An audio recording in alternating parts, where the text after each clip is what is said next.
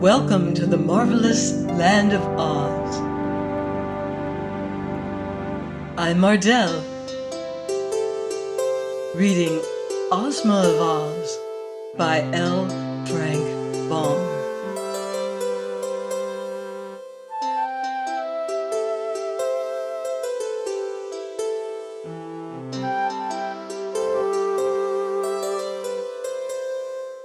Chapter 16.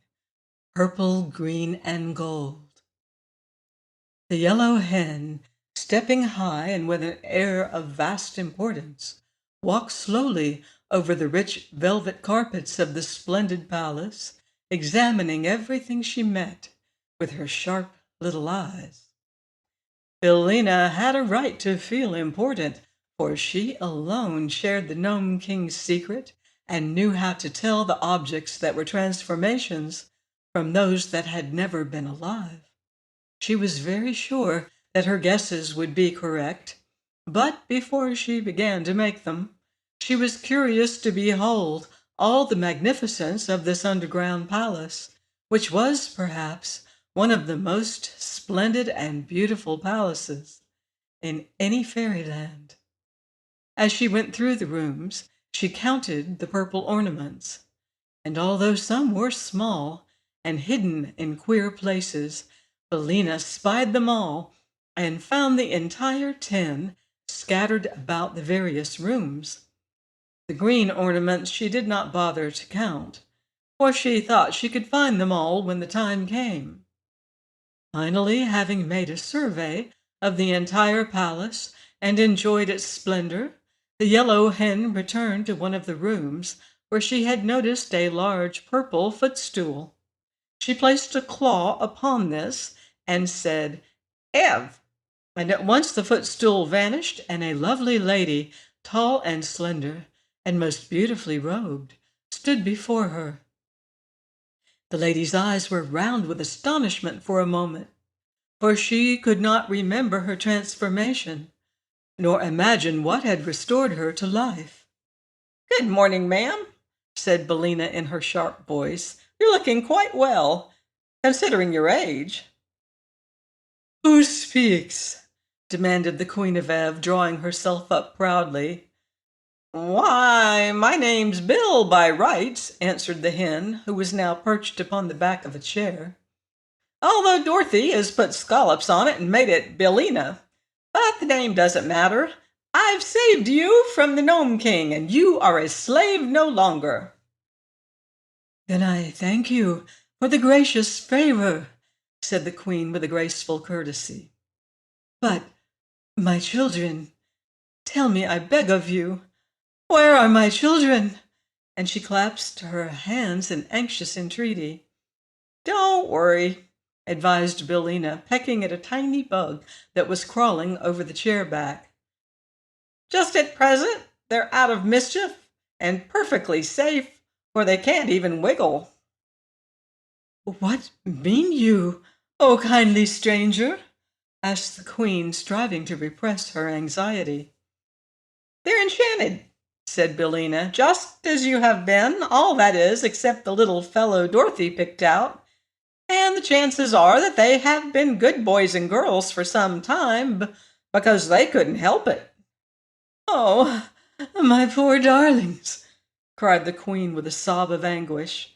"Not at all," returned the hen. "Don't let their condition make you unhappy, ma'am, because I'll soon have them crowding around to bother and worry you as naturally as ever. Come with me, if you please, and I'll show you how pretty they look." She flew down from her perch and walked into the next room, the Queen following. As she passed a low table, a small green grasshopper caught her eye, and instantly Billina pounced upon it and snapped it up in her sharp bill. For grasshoppers are a favorite food with hens, and they usually must be caught quickly before they can hop away. It might easily have been the end of Ozma of Oz had she been a real grasshopper instead of an emerald one. But Billina found the grasshopper hard and lifeless, and suspecting it was not good to eat, she quickly dropped it. instead of letting it slide down her throat. "I might have known better," she muttered to herself. "For where there is no grass, there can be no live grasshoppers. This is probably one of the king's transformations." A moment later she approached one of the purple ornaments, and while the queen watched her curiously, the hen broke the gnome king's enchantment, and a sweet-faced girl, whose golden hair fell in a cloud over her shoulders, stood beside them. "Ivana!" cried the queen. "My own Ivana!" And she clasped the girl to her bosom and covered her face with kisses. "That's all right," said Billina contentedly. "Am I a good guesser, Mr. Gnome King? Well, I guess." Then she disenchanted another girl whom the queen addressed as Evrose, and afterwards a boy named Evardo, who was older than his brother Evring. Indeed, the yellow hen kept the good queen exclaiming and embracing for some time, until 5 princesses and 4 princes, all looking very much alike, except for the difference in size, stood in a row beside their happy mother. The princesses were named Ivana, Evrose, Evella, Everine, and Evedna, while the princes were Evrob, Evington, Evardo, and Everland. Of these, Evardo was the eldest and would inherit his father's throne and be crowned king of Ev when he returned to his own country. He was a grave and quiet youth, and would doubtless rule his people wisely and with justice. Billina, having restored all of the royal family of Ev to their proper forms, now began to select the green ornaments, which were the transformations of the people of Oz. She had little trouble in finding these, and before long, all the 26 officers, as well as the private, were gathered around the yellow hen, joyfully congratulating her upon their release. The 37 people who were now alive in the rooms of the palace knew very well that they owed their freedom to the cleverness of the yellow hen, and they were earnest in thanking her for saving them from the magic of the Gnome King. "Now," said Billina, "I must find Ozma. She's sure to be here somewhere, and of course she is green, being from Oz. So look around, you stupid soldiers. Help me in my search." For a while, however, they could discover nothing more that was green. But the queen, who had kissed all her 9 children once more, and could now find time to take an interest in what was going on, said to the hen, "Mayhap, my gentle friend, it is the grasshopper whom you seek." "Ah, of course it's the grasshopper," exclaimed Billina. "I declare, I'm nearly as stupid as these brave soldiers. Wait here for me. I'll go back and get it." So she went into the room where she had seen the grasshopper, and presently Ozma of Oz, as lovely and dainty as ever, entered and approached the Queen of Ev, greeting her as one high-born princess greets another.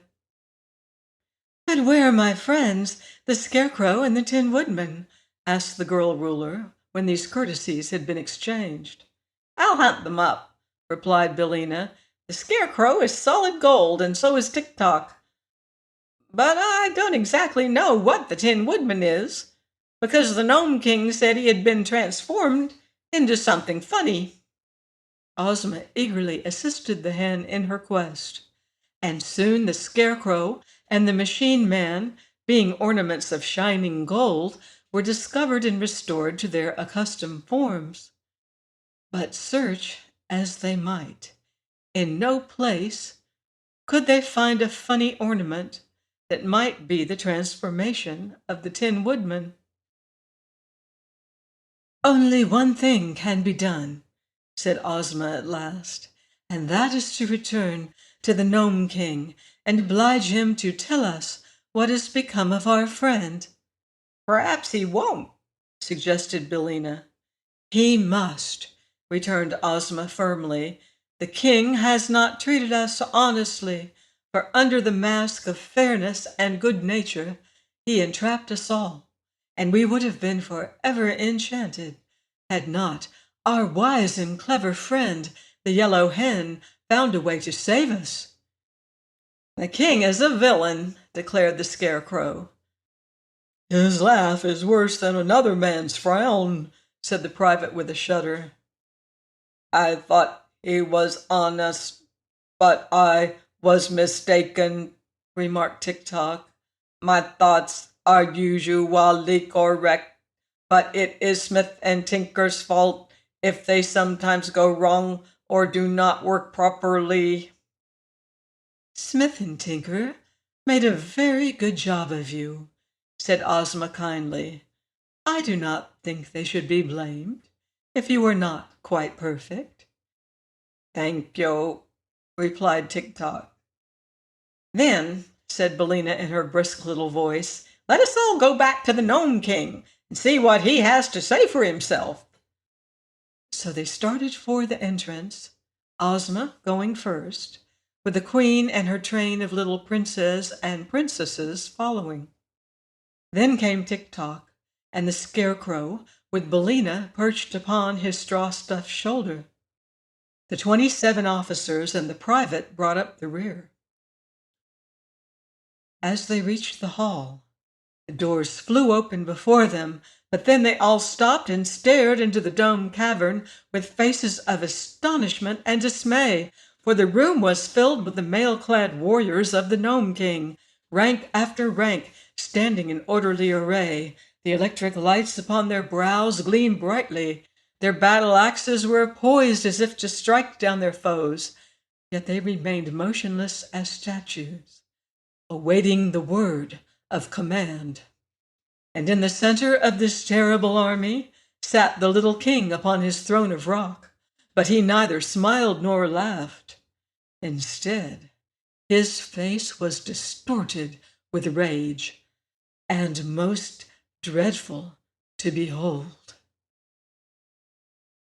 Please join me next week for more magical adventure on the marvelous land of Oz.